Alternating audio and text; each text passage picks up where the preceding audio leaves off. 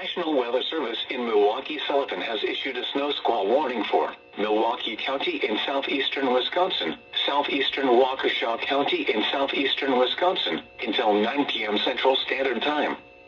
At 8:04 p.m. Central Standard Time, a dangerous snow squall was located along a line extending from Milwaukee to near Palmyra, moving east at 40 miles an hour. Hazard: poor visibility in heavy snow and blowing snow. Wind gusts greater than 40 miles an hour. Source: radar and webcams. Impact: dangerous, life-threatening travel. This includes the following highways: Interstates 94 and 894.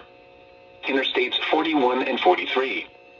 Locations impacted include Milwaukee, West Allis, Wauwatosa, New Berlin, Brookfield, Greenfield, Oak Creek, Muskego, South Milwaukee, Cudahy, Whitefish Bay, Greendale, St. Francis, Hales Corners, Mukwonago, Fox Point, Elm Grove, Bayside, West Milwaukee and Franklin.